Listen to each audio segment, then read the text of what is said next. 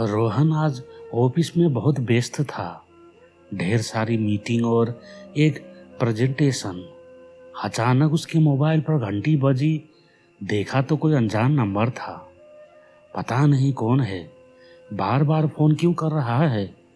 उसके मन में सवाल उठा, पर उसे अनदेखा करके वह फिर अपने काम में डूब गया।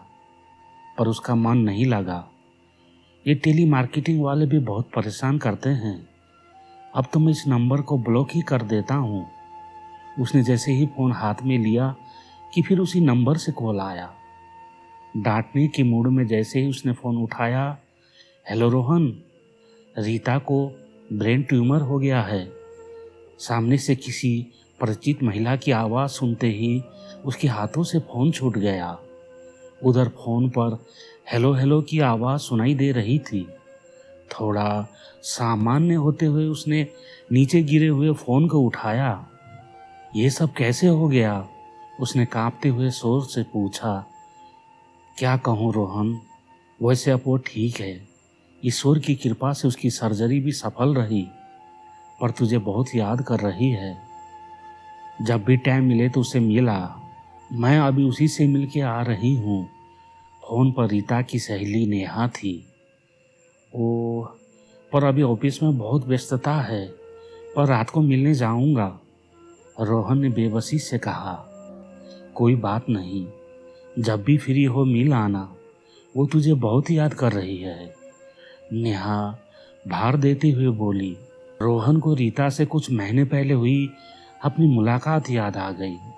लगभग 10 वर्षों के बाद रीता से उसकी रूबरू मुलाकात हुई थी। दोनों बहुत साल बाद फिर से सोशल मीडिया द्वारा आपस में जुड़ पाए थे। मैं बचपन से ही आपको बहुत पसंद करती हूँ, बहुत चाहती हूँ, पर कभी कह नहीं पाई। शायद रिश्तों की मर्यादा या ना समझी। रीता के ये कहते ही रोहन एकदम चौंक गया था। उसे समझ में नहीं आया कि वह क्या कहे। और रीता, वह तो बोली जा रही थी, जब भी मैं आपके घर खेलने आती थी, आपसे बातें करना मुझे बहुत पसंद था। आपके साथ समय बिताने और बातें करने के लिए मौका ढूंढती रहती थी। बोलो ना कि आप मुझे प्यार नहीं करते, रीता उससे पूछ रही थी। उस समय तो उसे किसी तरह से उसे टाल दिया था। वो कहता भी क्या। रीता उससे करीब 4-5 साल छोटी थी। एक ही कॉलोनी में 2 घर छोड़कर उनका घर था। 3 भाई बहनों में सबसे छोटी बहुत ही शरारती, गोल मटोल सी और बड़ी बड़ी मासूम आंखें। जैसे सामान्य भारतीय परिवारों में होता है, अपने पड़ोसियों से मधुर संबंध, उनसे दोस्ती और स्नेह का रिश्ता। उन लोगों का एक दूसरे के घर बहुत आना जाना था। आपस में बहुत घनिष्ठ पारिवारिक संबंध थे। दिन भर भैया भैया करते हुए आगे पीछे घूमती रहती थी। भैया आज स्कूल में ये हुआ, भैया आज मम्मी ने ये बनाया, और वो भी उसकी सारी प्यारी प्यारी बातें बड़ी ध्यान से सुनता था। उसको अपने साथ साइकिल पे घुमाने ले जाता था। उसका होमवर्क करने में मदद कर देता था, खासकर गणित के मुश्किल सवाल रीता को उलझा देते थे। और जब वह उन्हें चुटकियों में हल कर देता तो उसकी आंखों में चमक आ जाती थी। पहले तो वह हमेशा उसको अपनी छोटी बहन जैसे ही मानता था, और वो भी उसे भैया ही कहती थी।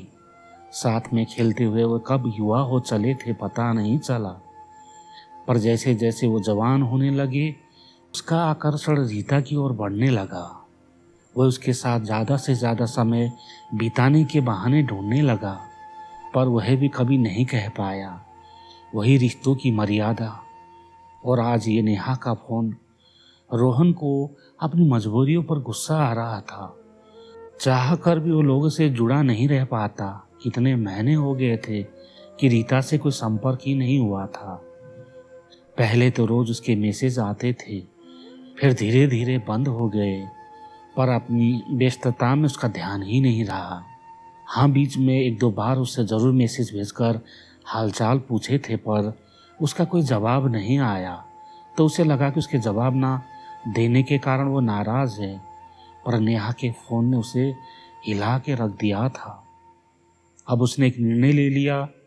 व्यस्तता तो जिंदगी भर लगी रहती है, पर आज रीता को उसके साथ की बहुत ज़रूरत है। सोचते सोचते एक हफ्ता ऐसे ही निकल गया। रीता से मिलने जा ही नहीं पाया, पर अंततः रोहन ने आज उसके घर जाने का निश्चय कर ही लिया था। वो है जैसे ही वहाँ पहुँचा, बाहर बहुत भीड़ देखकर उसका मन आशंका से भर गया। उसने ईश्वर से प्रार्थना की, हे भगवान, सब ठीक हो। दरवाजे पर कदम रखते ही उसके कदम जैसे ठहर से गए। सामने रीता अपनी अंतिम यात्रा के लिए तैयार थी। दुल्हन के जोड़े में बहुत सज रही थी। भारी कदमों से वो है उसके पास पहुंचा। आखिर आज आपको टाइम मिल ही गया। आपको कब से बुला रही थी। मैंने तो आपके आने की आशा ही छोड़ दी थी। उसके कानों में रीता के शब्द गूंज उठे। उसने चौंक कर उसकी ओर देखा। लगा जैसे रीता उससे शिकायत कर रही है, वही हमेशा वाली मीठी शिकायत। वह अपने आप को रोक नहीं पाया। उसकी आंखों से आंसू बह चले। उसने होले से रीता का हाथ अपने हाथों में लिया और बुदबुदाते हुए बोला, मुझे माफ कर दो रीता, मैं तुम्हारा कसूरवार हूँ। तुम उस दिन मुझसे पूछ रही थी ना। हाँ, मैं तुमसे बहुत बहुत प्यार करता हूँ, सालों से। पर मैं भी तुमसे कह नहीं पाया, ना पहले और ना ही उस दिन। मैं नहीं चाहता था कि तुम्हारी हंसती खेलती गृहस्थी में कोई परेशानी आए। मुझे माफ कर दो। और उसे लगा कि रीता के चेहरे पर एक संतोष भरी मुस्कान आ गई।